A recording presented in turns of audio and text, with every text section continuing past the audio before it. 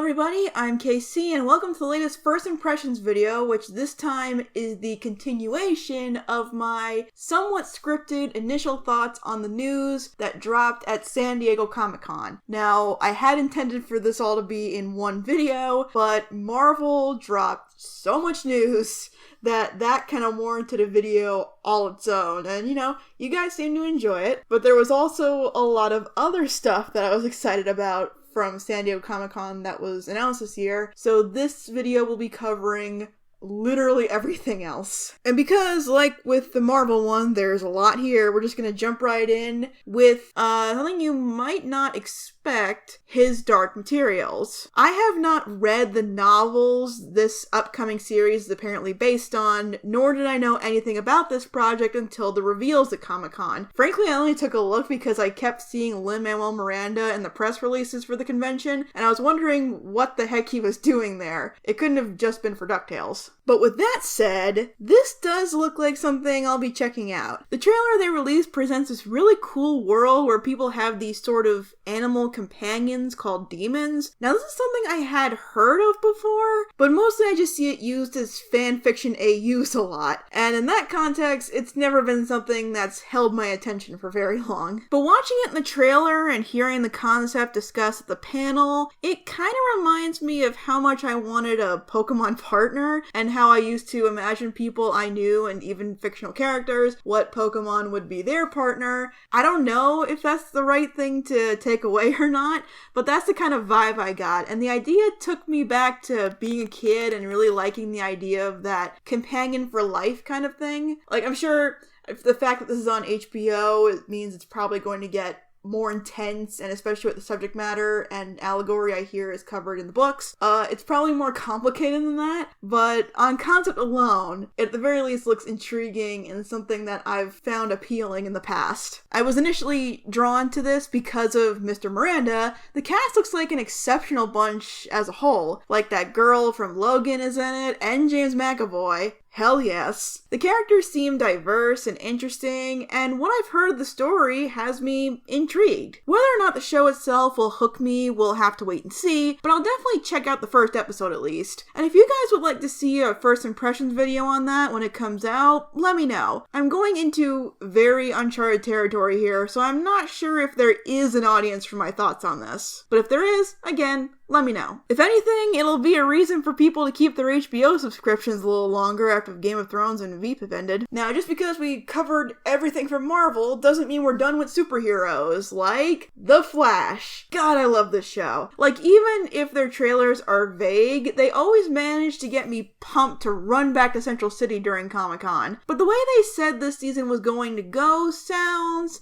interesting. So if you guys are fans of the Arrowverse shows, you know that usually right before the mid-season hiatuses, they have these giant crossover events spanning across the shows. This will be the fourth time they've done a massive crossover, and I've been waiting for this since the last one ended, which, side note, Elseworlds was such a great crossover. Crisis on Earth X is probably still my favorite, but Elseworlds was so good. And none of the shows have forgotten about this likely cataclysmic event that's coming. But in terms of the individual series, with The Flash, they said that the season would be set up into two self-contained arcs, essentially pre- and post-Crisis on Infinite Earths, which was probably a smart move. One thing I've noticed about The Flash is that when it comes to the seasonal villains, sometimes having only one per season can sometimes make all of the build-up feel better than the payoff. That was definitely the case for season 4, in my opinion anyway, others might disagree. But this way, not only can the stories feel more contained without too much momentum, but this might hint at just how much of an impact this crossover event this year is going to leave on this world. But like the rest of the stuff, we'll just have to wait and see. But in terms of Crisis on Infinite Earths,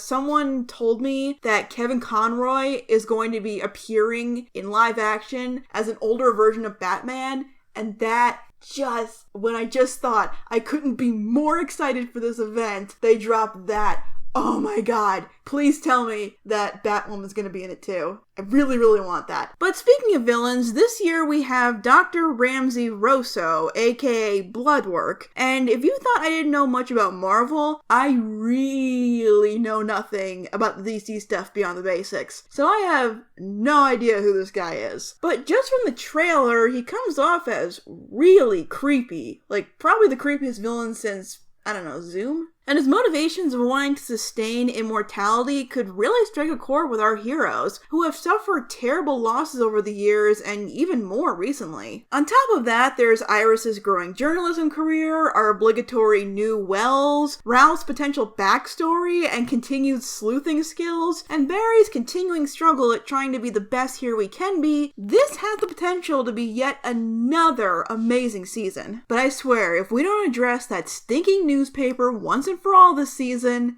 I'm gonna be real pissed. There was a huge emphasis on this last season. It's time. Keeping up the Arrowverse talk, let's move on to Supergirl. Honestly, I feel bad for this season because it has to follow up season 4, which was so good. Jon Cryer is best Lex Luthor, don't at me. And they'll apparently be bringing him back somehow. Now, of course, the biggest bit of news to come from Supergirl at Comic-Con was the pants. All about the pants this season. At the moment, I don't love it, but it's fine, and I'm sure I'll get used to it. I think it's because we just had the Red Daughter subplot, and that looks a lot like her outfit, but Kara's due for a costume change when Barry's had like 4 at this point. I've heard it's more comfortable, and that's worth the change on its own. But that's just a superficial thing. The important thing is the story, and while like last year, the trailer doesn't give us much, what is there is certainly enough to build intrigue, especially with the turn Lena might be taking after finding out Kara's secret in the season 4 finale. I don't think she'll go full evil, but a lot of the shadiness Lena has dabbled in lately will be fueled more by her doubt and mistrust to go a bit further. There's a good chance most of the tension this season will be coming from this tension that's been bubbling to the surface for a while now. Also, she hit Kara. I think more people were talking about that than the pants. But we also get a glimpse of the larger story arc this season. Now, usually, I'm completely on board with shows like Supergirl addressing real-life issues through allegory or coding. Those were some of the best stories in season 3, and they leaned on that heavily with season 4, and I thought they handled it well. But the subject they're going to tackle this season has me a bit nervous. Over-reliance on technology. I rarely see this subject tackled in a way that doesn't come off as not fully understanding the pros and cons of this topic. And the trailer, if I'm honest, doesn't boost my confidence. But I'm giving them the benefit of the doubt. There could be some interesting stories to tell here, especially with how much tech is used in superhero shows like this, and how this show in particular has characters like Brainy who have a unique relationship with it. There are possibilities here, I'm just hoping they approach this eloquently. And Mashad Brooks is leaving the show! Come on, guys, I just got over Wynn leaving. Now we have to say goodbye to James too? Well, if it's anything like Wynn's departure, it's going to be very emotional. And they did tease some new characters that would be introduced this season, so that'll be exciting to see. I hope I wasn't too much of a negative Nancy here. I am still very excited to see season 5. I was very, very invested in pretty much every aspect of season 4, and it did hint at a lot of exciting things to come. Not to mention Supergirl will be wrapped up in that Crisis event too. And since I don't watch Arrow, I'm like a season and a half behind on Legends of Tomorrow, and as excited as I am for Batwoman after her appearance in Elseworlds, oh my god, she was so cool in Elseworld. There wasn't really any news drop beyond another trailer, which doesn't really tell us anything. So that does it for DC. Let's move on. Steven Universe. So last year we had the announcement of the Steven Universe movie with little to no information to go off of. That was not the case this year. After everything that's happened over the most recent episodes of Steven Universe a few months ago, I was more perplexed on where this movie was going to fit into it all. Well, this year we got a full trailer with many, many, many interesting bits of information. The first thing you notice is that this movie will be a time skip that I think will be 2 years after the latest episode, Change Your Mind. But look how big Steven got! He finally got told the natural way! And because everyone else was making a big deal about it... Dude, your neck! Oh, what about it? You have one! There you go. I love when stories, especially animated shows, do time skips. Some people might see it as a shortcut, but I think it can be a good way to get to the next major milestone in a character's life. And it's an example of something I love, which is animated shows growing up with their audience. From what I can tell, it looks like Steven has been spending the last 2 years in space cleaning up the planets the Diamonds took over, and this movie is about him coming home and facing a whole new threat, who as far as I can tell has not been given a name yet, but I am loving the design and how she fights. It's certainly different and unique for this character, whoever she is. This has also been billed as a musical, so we'll be getting multiple new songs. One of my favorite things about Steven Universe is the music, and just the taste of one of the songs we got in the trailer has me hungry for more. Especially whatever song comes with this shot. That may have been my favorite part. I am very, very much looking forward to this movie for the simple reason that it seems so enveloped in change. I don't know if it's been confirmed yet if the show will continue after this movie, but a lot has changed over the last few episodes, and whether it's for another season or just this movie, things are never going to be the same, and I am very interested to see the new direction the characters have and will take. We seem to have gotten to the end of the main major story this show has taken so long to tell, so what happens now? Apparently, we'll find out in September. And we got a sneak peek at the opening theme song to Disney's upcoming series, Owl House. Definitely the new Disney animated show I'm looking forward to the most. There have been quite a few fantasy-based animated shows over the years, so you have to do quite a bit to stand out. And the world and characters in Owl House look unique yet familiar enough to be enticing. If I had to compare it to something, it looks kind of like if you mush Gravity Falls, Star vs. the Force of Evil, and half of Studio Ghibli's work in a blender. It looks fun, it looks cute, Dana Terrace is the creator, and that's all you need to get my attention. Also, the main girl's little sidekick thing looks kind of like a Cubone. I know I'm not the first person to point that out, but it's a bonus for me. But that's not the Disney show you want me to talk about, is it? Don't worry, we saved the best for last. Ducktales. Once again, the team behind Ducktales 2017 stole the show at Comic-Con this year. And there's a lot of news drops and bits of upcoming information here, so I apologize if I don't go into great detail with all of it. So let's start with the trailer. The trailer gives us a look at what's to come during the rest of Season 2, and I know there are a lot of big things coming up, but I want to point out really quickly this moment that I am really, really hoping is hinting at a Detective Dewey episode. Now that I've seen it, I need it in my life. Okay, now the big stuff. There's certainly a lot of crazy stuff going on, and we're likely going to be self-contained episodes, like Time Travel Gone Awry thanks to Gyro, because of course, which already looks awesome, an episode that might possibly take place in some weird wish fulfillment dimension or something. A lot of the kids are morphed to fit a desire of theirs, it looks like, and what appears to be the obligatory trapped in a video game episode, which I am very excited for. This shot of Della looks so badass. But there are a couple of bigger developments. The most unexpected is that Glomgold seems to be assembling a team of fan-favorite villains, which seems to be a theme in cartoons this year, and some of the choices were very surprising. Magica is back, with her powers,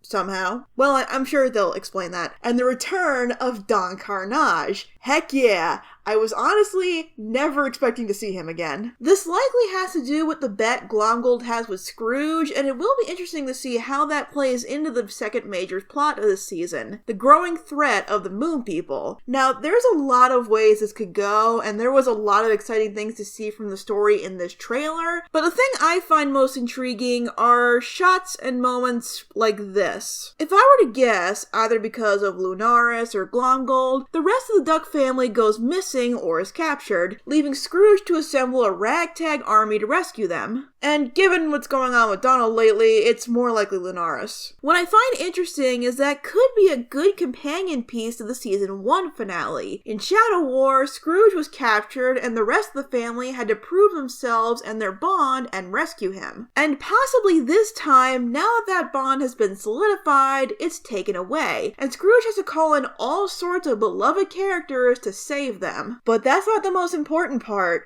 Oh no. The most important part is that we're getting Darkwing Duck and Gizmo Duck teaming up this season! Yes, yes, yes, yes, yes, yes! I honestly thought we were gonna have to wait until next season for that, but this 4 seconds we get of them together in this trailer is everything I've ever wanted. I cannot wait. And the trailer would have been exciting enough, and there's certainly enough to talk about with that alone, but that's not all, because the crew yet again accidentally showed a bunch of concept art for season 3. You know, they should really get a new tech guy, because this just keeps happening to this poor group. Like last year, I'm not gonna go through all of these in detail, but man, there's a lot here. The crew behind Ducktales has often said that this reboot is basically a gateway to revisit the entire Disney afternoon, and they are going all out with that idea next season. You know that one character you've wanted to see make an appearance on Ducktales? It doesn't matter which one, they're likely in this group. We've got Goofy, which I'm very excited about. We've got these things, which I've heard they're called Wuzzles. I don't know, they got a round of applause. We've got the Rescue Rangers. I know that's been one people have been begging for, and they look great. We've got the bizarre Quack Pack callback, which I cannot imagine how they're going to explain this. We've got Tailspin appearances, but not by Baloo, but by the kids from that show. I don't remember their names, I didn't watch Tailspin, as adults. And this one's fascinating to me because it might confirm a fan theory that was floating around when Don Carnage first popped up, that he might be the son or grandson of the Don Carnage from the original show. So that's really a cool idea that might actually turn out to be true. But there were 2 that people were excited for above all the other teases. Now that we've got a true blue Darkwing Duck in Ducktales, he needs a Goslin, and she is finally coming. Possibly in a similar way they came together in the original series, because Taurus Bulba is in the concept art, but we'll just have to wait and see. Either way, the updated design is great. She looks adorable. She looks like she's gonna be just as full of spirit and energy as the original Goslin, and I'm interested to see who's gonna voice her. You know, leave a comment. Who do you think will be a good new voice actress for Goslin? Because I'm really curious. And the returning character everyone, including myself, was hyped as heck to have confirmed, Daisy Duck is coming to Ducktales. It always baffled me finding out that Daisy was never in the original Ducktales. Like, why? She got to be in Quack Pack, but not Ducktales? Well, regardless, I cannot wait to see how they're going to introduce her into the series. Will she be a new flame for Donald, or do they have a past already? I have so many questions when it comes to this and everything else that was revealed, and I cannot wait to see how it all unfolds. Also, I like the design they went with. It looks good. It looks like it'll fit in this show. Though I'm still partial to the House of Mouse look myself. So obviously, there were a lot of big announcements at Comic-Con 2019 this year, and I want to know what announcements you're most excited about, whether I mention it in this video or the previous one or not. You know, there's a lot of fandoms out there. You guys might be excited for things that I'm not even aware of. But the one question I have after going through all of this news, through all of these sections of entertainment is, why didn't My Little Pony Friendship is Magic have a panel this year for their very last season? The Good Place got a farewell panel, Arrow got a farewell panel, Supernatural got a farewell panel in the biggest hall in the convention center. You're telling me that one of the biggest pop culture phenomenons of the last decade doesn't get to take a final bow at Comic-Con? Seriously? Okay, I went off on a tangent there, I apologize, but that was bugging me and I just needed to get it off my chest. So anyway, again, thank you all for watching. I know some of you were curious about what I thought about some of the things that were announced, especially the DuckTales stuff. A lot of people were sharing that with me, and rightfully so, because there's a lot to be excited about. So again, let me know what you guys are excited about from Comic-Con this year, what you're looking forward to seeing to come to fruition the most, and hopefully next time I will have an actual review for you people. I'm gonna tell you right now, I know I told some people that the next review would be DuckTales.